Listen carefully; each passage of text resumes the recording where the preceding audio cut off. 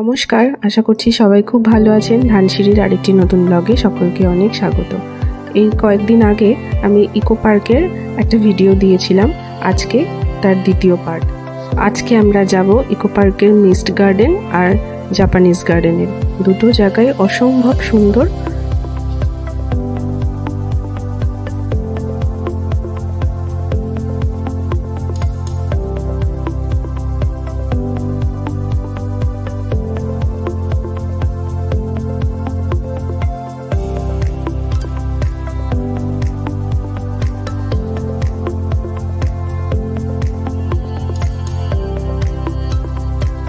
এই যে স্ট্যান্ডটা নীল অ্যারো দেওয়া, সব লেখা রয়েছে জাপানিজ গার্ডেন। এই সামনের দিকটায় যেতে হবে। এখানে যেতে গেলে আরেকটা বাগান পড়বে পাশে। এই যে বাগানটা ডান দিকে দেখা যাচ্ছে, এর ভেতরটাও ভীষণ সুন্দর। আমরা যাওয়ার সময় এই বাগানের ভেতরটা দিয়ে গিয়েছিলাম। গিয়ে প্রথমে পড়েছে মিস্ট গার্ডেন, তারপর জাপানিজ গার্ডেন।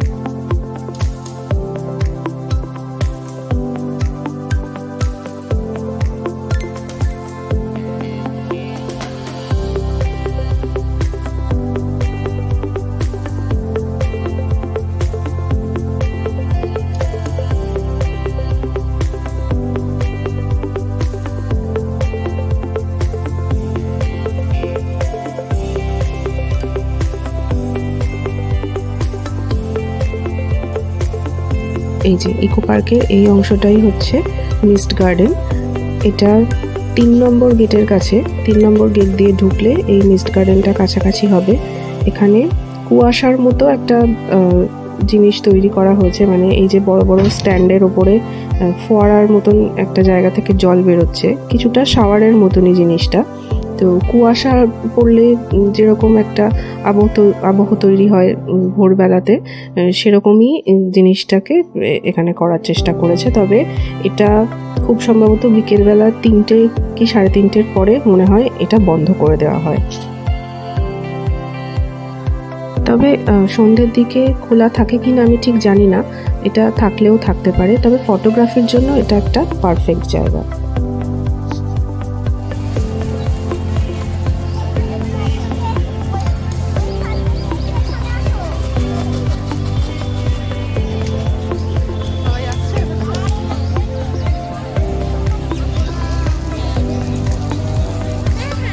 না না, হাত দেওয়া যায় না এগুলো।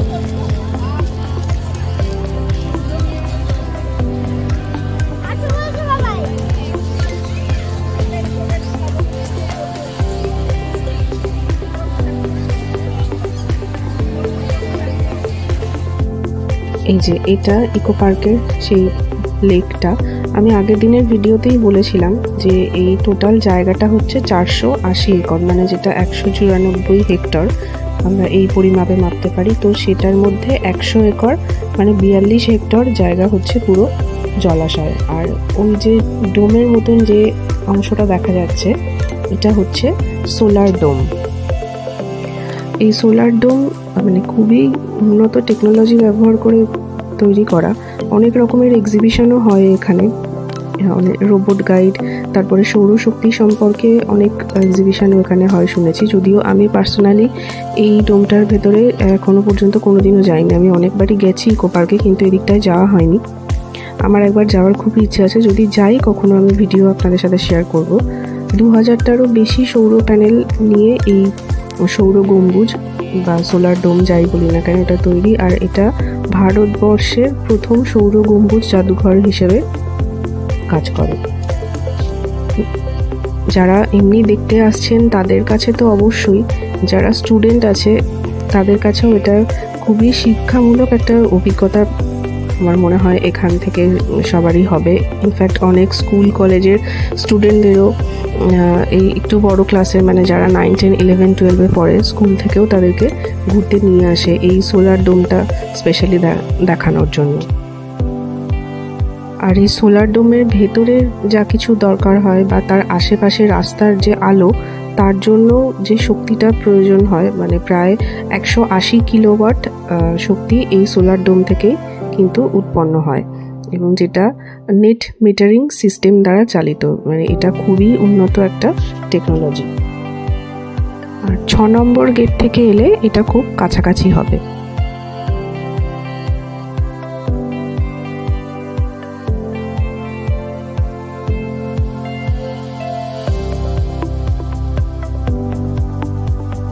আমরা অলমোস্ট চলে এসেছি জাপানিজ টেম্পলের কাছাকাছি বা জাপানিজ ফরেস্ট আর কি ব্যাপার। এই যে লেকটা, এই লেকটার পাশ বরাবরই যে রাস্তা গেছে, যদি 3-4 নম্বর গেটের দিক থেকে কেউ যান তাহলে ওই লেকটাকে ডান দিকে রেখে ওই সোজা রাস্তা দিয়ে এগিয়ে যেতে হবে। আর যদি কেউ 1 নম্বর গেট থেকে ঢোকেন তাদের একেবারেই সামনে হবে, কারণ 1 নম্বর গেট থেকে ঢুকেই এই জাপানিজ ফরেস্টটা একেবারে কাছাকাছি। এটা খুবই শান্ত, মানে জায়গাটা খুবই মনোরম, ভেতরে ঢুকলে মনটা এমনিতেই শান্ত হয়ে যাবে। জাপানের যে গার্ডেনগুলো হয় সেইটার আদলেই তৈরি করা হয়েছে। এখানে প্যাগোডা, মন্দির, টোরি গেট ও জেন গার্ডেন রয়েছে, যেটা ফটোগ্রাফির জন্য তো অবশ্যই, এমনিও মানে ন্যাচারাল বিউটি যারা পছন্দ করেন, প্রকৃতির সান্নিধ্য যারা পছন্দ করেন তাদের জন্য মানে খুবই ভালো লাগবে তাদের। আর তার চেয়েও বড় কথা, এই জাপানিজ গার্ডেনটাই না অনেকটা জায়গা জুড়ে, এর ভেতরেও একটা পার্কের মতন একটা জায়গা রয়েছে, একটা জায়গায় একটা জলাশয় রয়েছে। সেই জায়গাটা তো অসম্ভব সুন্দর, মানে ফটোগ্রাফি, ভিডিওগ্রাফি যারা পছন্দ করেন তাদের ভীষণই ভালো লাগবে জায়গাটা। এর দিয়ে ঢুকে খুব সুন্দর একটা বুদ্ধদেবের মূর্তি রাখা রয়েছে, যদিও এখানে দাঁড়িয়ে ছবি তোলার বা ভিডিও করার সুযোগ আমি পাইনি, কারণ সামনে এতটাই ভিড় হয়েছিল। এ তো আমরা প্রায় প্রত্যেকেই জানি যে জাপানের প্রায় 68.5% এরিয়া বনভূমি বা ফরেস্ট এরিয়া, যেটা নাতিশীতোষ্ণ রেন ফরেস্ট এবং বিভিন্ন ধরনের ইকো অঞ্চল নিয়ে গঠিত। তো সেই জায়গাটাকে মাথায় রেখেই, সেই জিনিসটাকে মাথায় রেখেই বিভিন্ন বাগান, ব্রিজ, মন্দির এই পুরো পার্কটার মধ্যে বা এই গার্ডেনটার মধ্যে তৈরি করা আছে। জাপানের একটা খুব বিখ্যাত ফরেস্ট আছে যেটা আওকিগাহারা ফরেস্ট বলে পরিচিত, বা অনেকে এটা ইয়াকুশিমা বলেও জানেন।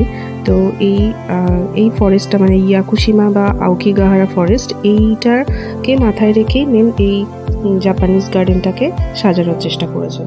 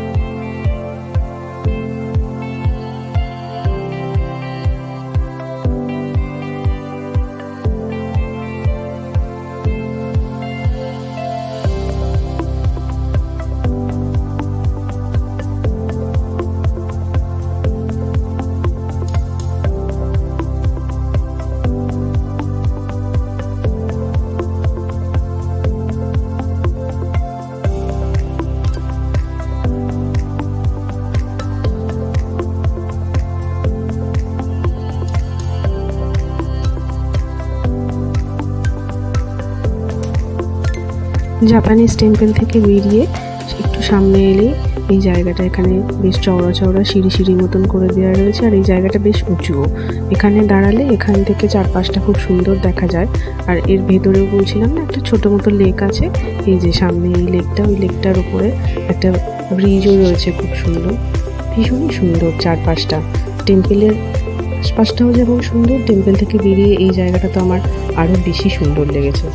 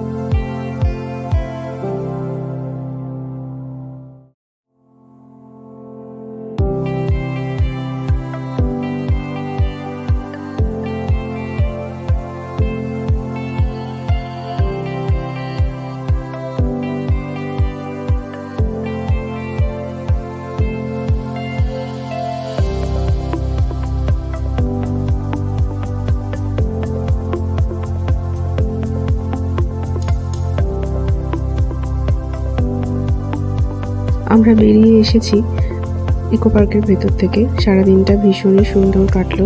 চেষ্টা করেছি যতটা সম্ভব ভিডিও করে আমরা যা যা দেখেছি আপনাদের সঙ্গেও তা ভাগ করে নেওয়ার। সবটা হয়তো ভিডিও করতে পারিনি, কিন্তু বেশিরভাগটাই করেছি। আর আমি যখন পরে ভিডিওটা ভয়েস ওভার দিয়েছি তখন চেষ্টা করেছি যতটা সম্ভব ইনফরমেশান দিয়ে দেওয়া যায়, কারণ ইকো পার্কে আমরা অনেকেই গেছি, আবার এমনও অনেকে আছেন যারা নতুন যাননি, তো তাদের জন্য ইনফরমেশানগুলো হয়তো কাজে লাগবে। বিকেল 4টে মতন বাজে, কিন্তু এখনও পর্যন্ত পার্কের ভিড় একই রকমই রয়েছে। আসলে সন্ধ্যাবেলা এখানে লাইট অ্যান্ড সাউন্ডের যে শোটা হয় তার জন্য বিকেল দিকে অনেক মানুষই আসেন। তবে সারা দিনটা খুবই সুন্দর কেটেছে, আমাদের খুবই ভালো লেগেছে। বিশেষ করে আমার মেয়ে খুবই এনজয় করেছে পুরো দিনটা। যাই হোক, আজকের ভিডিওটা এখানেই শেষ করছি। ভিডিওটা কেমন লাগলো আমাকে অবশ্যই কমেন্টে জানাবেন। ভালো লাগলে একটা লাইক করবেন, শেয়ার করবেন, চ্যানেলটা সাবস্ক্রাইব করে পাশে থাকা বেল আইকনটি প্রেস করে দেবেন। আর এরপর অনেকগুলো নতুন ভিডিও আসবে, সেই ভিডিওগুলো আশা করছি সবার কাছে আরও ইন্টারেস্টিং হবে। তো দেখতে থাকুন আর আমার চ্যানেলের সঙ্গে থাকুন। যারা প্রথম থেকে রয়েছেন তাদেরকে অসংখ্য ধন্যবাদ। আজকের ভিডিওটা এখানেই শেষ করলাম। দেখা হবে পরবর্তী আরেকটা ভিডিওতে।